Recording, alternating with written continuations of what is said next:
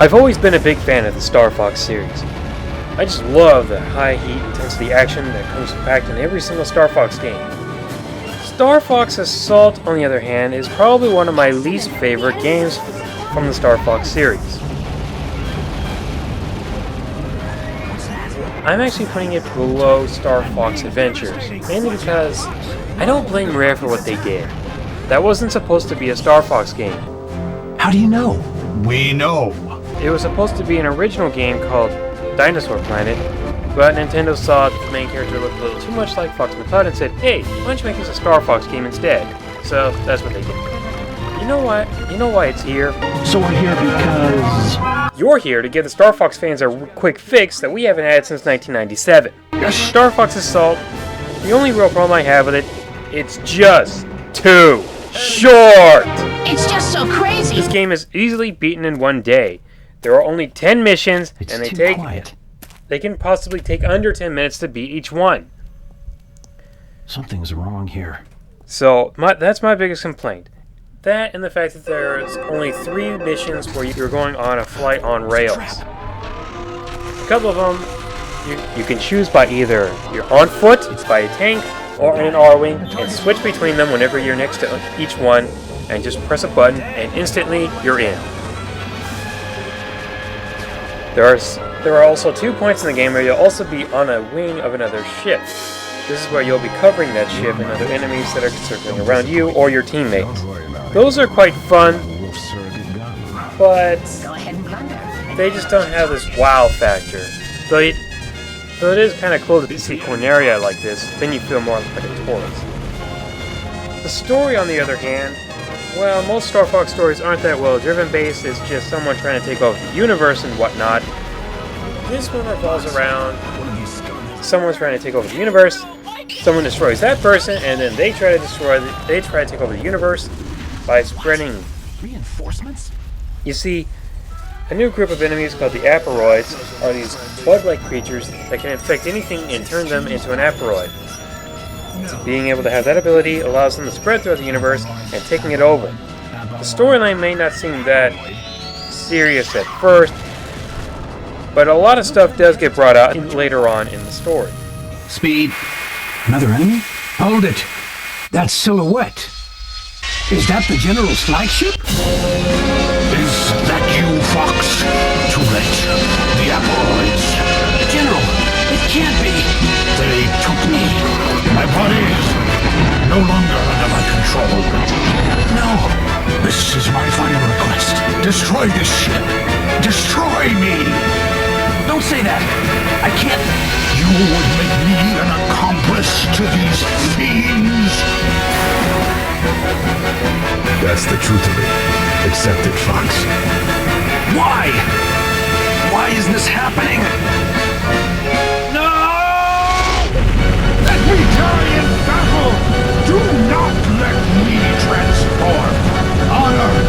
Let me keep my honor, Fox! In fact, one of the last cutscenes really helped drag me into this game, and it's just sad that it was at the last minute. Out of the way, everybody! Peppy?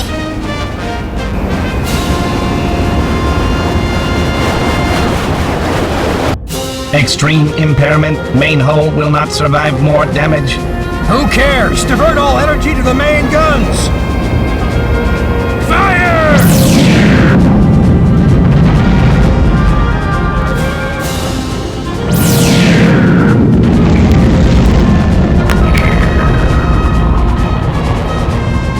Damage capacity exceeded.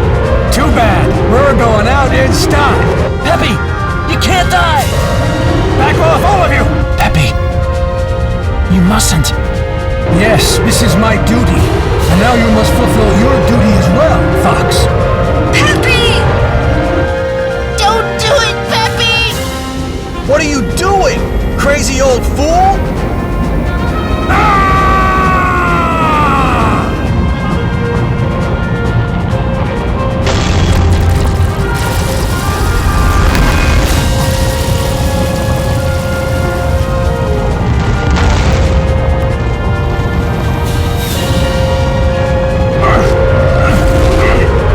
What are you fools doing? That shield will be your way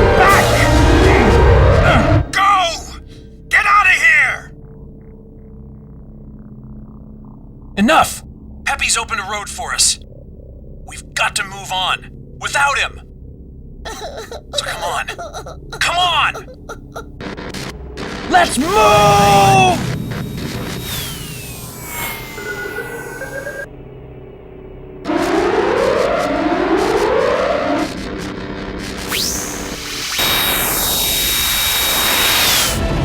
One little upgrade that they've made from Star Fox 64 this time around is that when you save your teammates, you actually get a reward for saving them.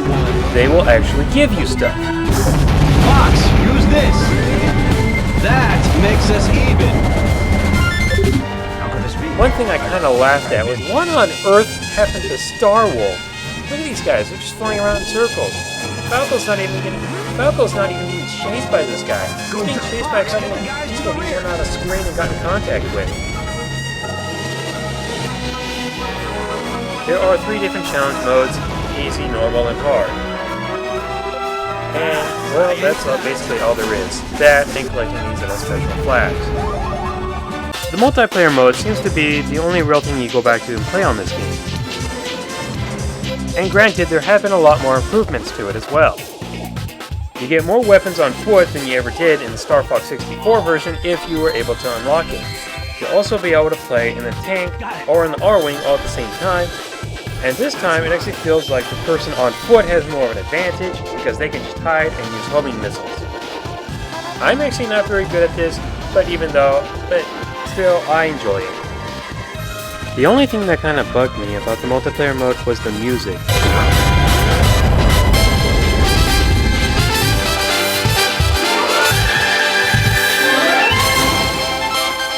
I don't feel like I'm in the heat of battle.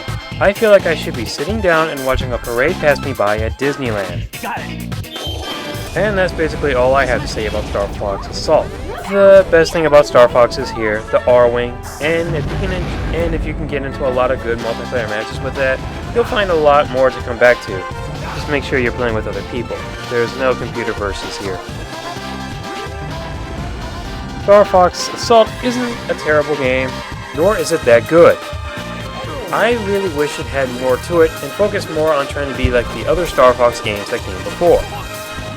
So that's why I'm giving Star Fox Assault a 3 out of 5. It's for the fans only. Everyone's safe. Time to invade the enemy's homeworld. Did you receive the supplies? It's now or never, Gene.